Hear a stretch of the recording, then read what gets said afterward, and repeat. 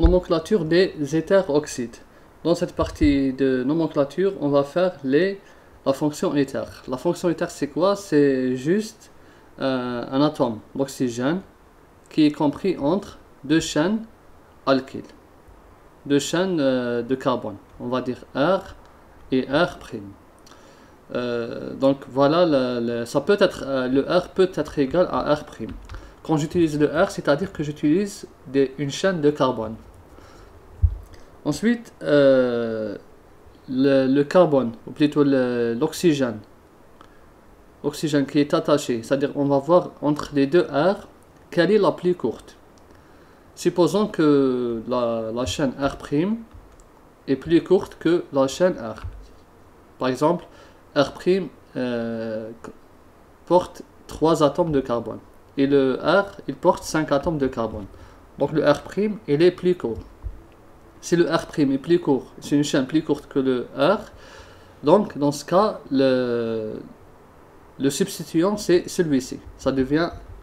Donc le substituant, c'est l'oxygène qui est attaché à la chaîne la plus courte. Et dans ce cas, comment on va appeler ça? Ça devient un substituant car le R' est inférieur à R. Là, ça devient un substituant. Ensuite, comment on lui donne le nom? Selon l'UPAC, il devient un al... Bon, j'écris en rouge, c'est mieux. Il devient ensuite un alkoxy, comme ça. Ou bien un alkyloxy. Alkoxy, c'est entre 1C jusqu'à 4C. Quand c'est une chaîne qui est composée d'un atome de carbone, 2, 3 ou 4. Alkyloxy à partir de 5 atomes de carbone et plus. Par exemple, ici on dit méthoxy, éthoxy, et là on dit pentyloxy, hexyloxy et tout. Après avoir déterminé le substituant oxyde, les règles de nomenclature qu'on a vues selon l'UPAC avec les alcynes, les alcynes, les alcanes, ils sont appliqués, tout simplement. Donc c'est la seule différence, c'est-à-dire ce qui a une différence, c'est juste pour le terme alkoxy et choisir la chaîne la plus courte. On fait quelques exemples pour mieux comprendre. Je commence par cette molécule qui est assez simple à nommer, donc la voici.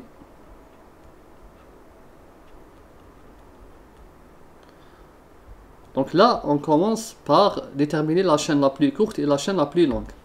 La chaîne la plus courte, bon, on fait le nombre ici, j'ai 1, 2, 3. Donc ici, j'ai 3 atomes de carbone. Là, c'est 3 atomes de carbone. Et ici, j'ai 2 atomes de carbone. Donc c'est clair, la chaîne principale, c'est celle-ci. Celle-ci, c'est la chaîne principale. Et celle-ci, donc dans ce cas, le substituant, c'est quoi? C'est l'oxygène attaché à la chaîne la plus courte. C'est celui-ci qui est le substituant. Le substituant, dans ce cas, c'est quoi son nom? Puisqu'il y a 2 atomes de carbone. 1, 2. Donc ça devient un éthoxy. Voilà.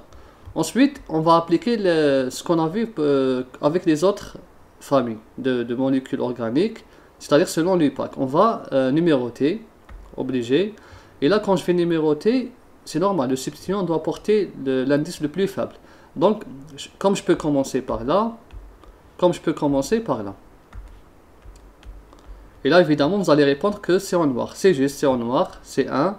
D'accord? Pourquoi le 1? Parce que ici, le substituant aura le plus faible indice. Donc, j'efface le bleu. On ne prend pas le bleu. Donc, ça va être en noir. Donc, ça va être 1 éthoxy. Parce que c'est ici l'autre, le truc. Un éthoxy. Ici, on a 3 atomes de carbone. Donc, c'est un propane. Un éthoxy propane. Ici, c'est la chaîne principale. Regardez, c'est la chaîne principale. Et là, c'est le substituant ou bien la chaîne courte. Voilà, donc c'est un éthoxypropane. C'est un alcane simple. On fait un deuxième exemple.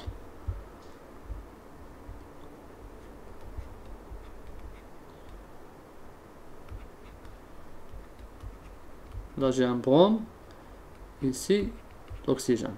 Donc on commence par déterminer la chaîne la plus longue.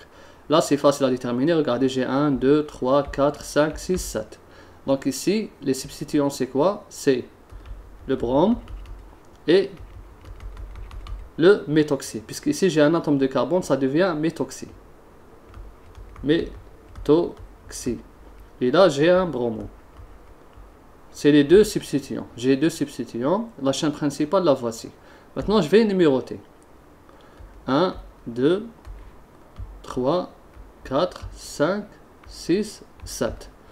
Et là je vais vérifier les indices selon l'UPAC. Donc selon le bleu, j'ai un substituant en position 2, bromo, et un substituant en position 4. Donc là, ça donne l'indice 24. Si je faisais l'inverse, ça donnerait 1, 2, 3, 4, 5, 6, 7. Donc j'ai un substituant en position 4, qui est le méthoxy, et un substituant en position 6. Donc voilà, 4, 6, là ça devient 46. Et vous voyez, 46 c'est trop grand, donc on va pas prendre, c'est faux. Le 46 il est faux. On prend celle en bleu, celle qu'on a fait au départ. Donc c'est comme on a vu précédemment avec les autres familles. Donc là, je donne le nom de la molécule. Donc ça devient, donc ici c'est heptane. La chaîne principale c'est un heptane, donc ça devient, regardez, c'est bien sûr l'ordre alphabétique, il ne faut pas oublier. Le B, il vient avant le M. Donc je commence par le brome. 2, bromo. 4, méthoxy.